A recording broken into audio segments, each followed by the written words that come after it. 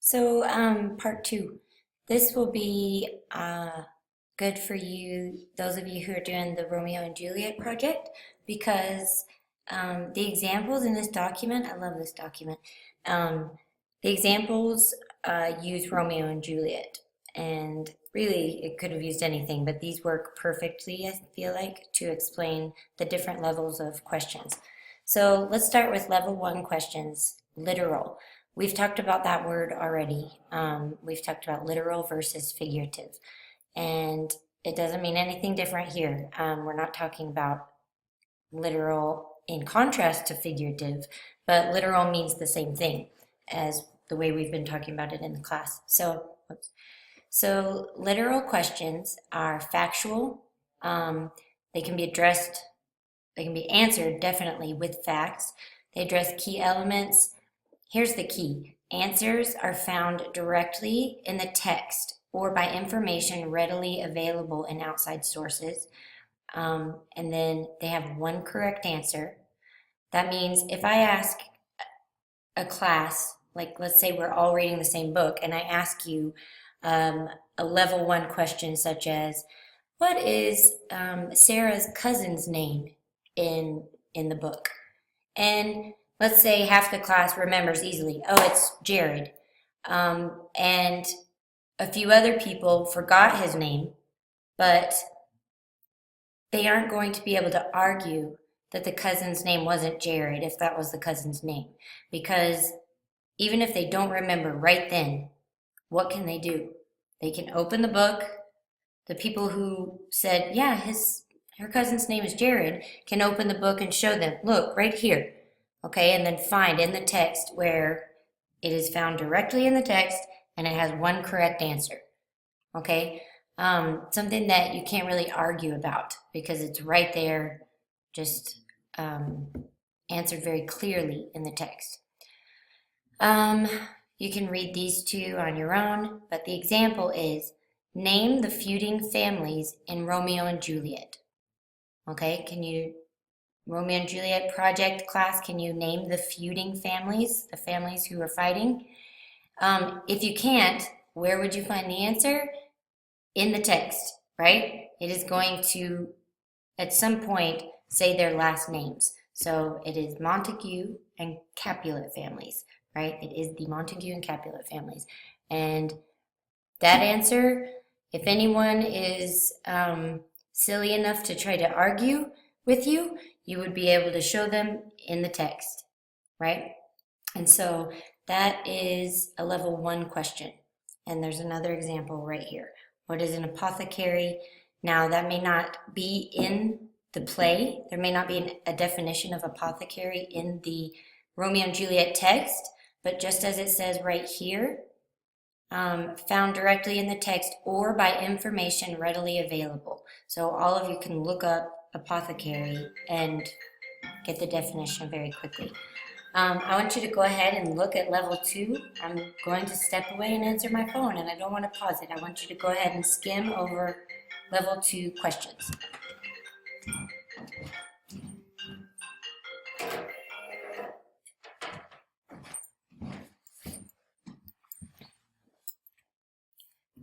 So there are two important words here. Interpretive, whereas level one was described as literal, level two is described as interpretive. And so we're going to talk about with level two, we're talking about pieces of the text that are less defined, not as quite as clearly stated in the text.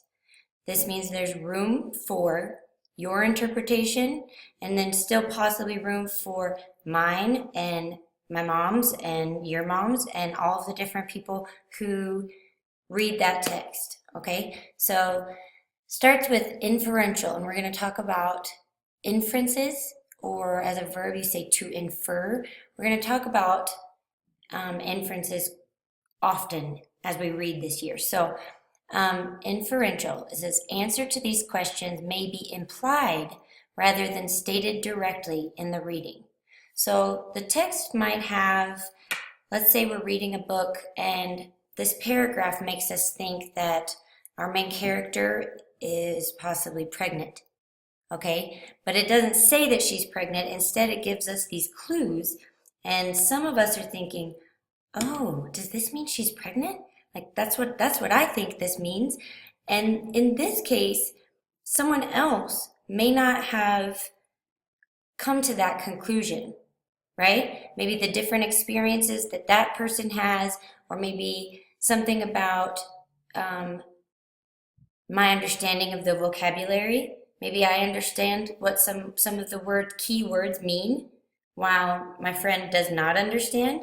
So that could lead to me interpreting it differently than she did. So I could think, I think the main character is pregnant, whereas that could have just gone over someone else's head. Or someone else may have a different interpretation of like, no, I think it means this other thing. And with inferences, there's room for that, for different interpretations. Whereas if it stated that Sarah is pregnant, then we wouldn't have any argument about it, right? It would be in level 1, literal, where it's stated clearly in the text. With an inference, it is when we are supposed to use the clues and with our background knowledge, with our experiences and everything that we bring to the table when we're reading a text, and draw a conclusion. And again, there's room for differing opinions here. Definitely more room than there are in the level 1 questions.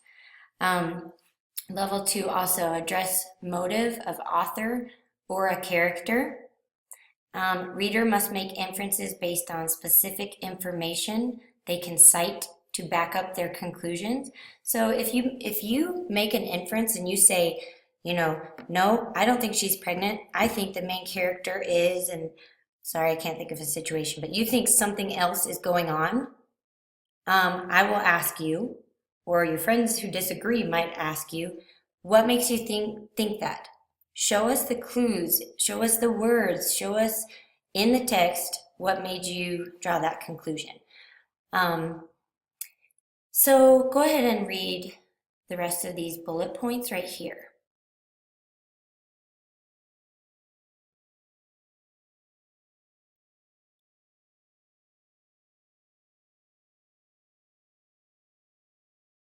Okay, and now we'll look at the Romeo and Juliet example of a level 2 question. What is Romeo's concept of love at the start of the play? So here, it doesn't say, Shakespeare didn't write, Romeo's concept of love is, and then just tell us. But there are some clues. Those of you that are doing the project, you either already knew this or you learned today that at the beginning of the play, he is deeply in love with Rosaline. And relatively soon after, like the next day, he doesn't even think about Rosaline anymore. He's so in love with Juliet after just seeing her. So, so that way we could interpret that a little bit differently. I guess some people could say that that he has no concept of love. He doesn't understand it at all. That he doesn't love Rosaline, nor does he love Juliet. Maybe he's just getting love mixed up with attraction, right? Because he saw Juliet and immediately forgot about Rosaline, who he was in love with. Others, I guess, maybe you're a romantic and you think that you love the fact that he obviously loves women or loves being dramatic and loves being in love. Anyway, other people might have a more positive spin on Romeo's concept of love. Point is, there's room for a little bit of differing opinions there. The other example, is Friar Lawrence or the nurse, is Friar Lawrence or the nurse more to blame for the tragedy? So I bet you anything that after we do this, I could ask all of you, and half of you think Friar Lawrence is more to blame, and the other half think the nurse is more to blame. And again, the fact that there could be room for differing opinions and that both sides could give evidence for why they think that, is how level 2 is different from level 1. Level 1, if we were to be using this question like as an example for level 1, it would have to be that the text somewhere in the play, it says that the nurse is clearly more to blame, or that Friar Lawrence is clearly more to blame. I hope I'm not talking too much trying to explain it, but I really love this one. Level 3, global. So think of, you've probably heard of universal themes, and this means the same thing, globe, universe, big world issues, big world ideas and themes. So these happen even after you close the book, okay? These will not be specific to the text you're reading, okay? You're going to they're inspired by whatever you're reading, I'm sure, as you'll see in the examples, but level 3 questions are the types of questions that are universal or global. So I'm actually going to let you read these yourself. I'm going to skip, and I want you to, and I'm going to skip down to the example. The first one, is love at first sight really love? Okay, do you see Romeo and Juliet's name in this question? Do you see any of the characters' names from Romeo and Juliet? No. Why? Because this is a question that is inspired by Romeo and Juliet, but that we're still left with. It's not answered in the book. We're still left thinking about it after we close the book because it's such a universal question. And this one obviously differs from level 1 and level 2 in that there can be multiple, like even more room for opinions, okay? Is love at first sight really love? So you will have people that use evidence from their lives and say, yes, my grandparents met and got married the next day and they lived happily and had a wonderful marriage for so long. And then you'll have other people give a negative experience or a negative example, or say that no, that's definitely not love, because love involves knowing more than just what a person looks like, right? We could talk about it in class to prove that this is a very universal theme and that there would be very many different opinions. And then, should parents arrange marriages for children? Again, you're going to have so many different opinions with evidence from people's lives. So, level 1, you can find the answer in the text. It's explicitly stated and nobody's going to argue with you. And if they do, you can easily open the book, find your proof, and shut them up, hopefully. Level 2, there's a little bit more room. You still want to open up the book and you still want to support your interpretation or your inference with evidence from the text, but that evidence is going to be in the form of little hints instead of it just explicitly says it, okay? And so here, yeah, you may have someone who thinks something differently and even has evidence to support his opinion, but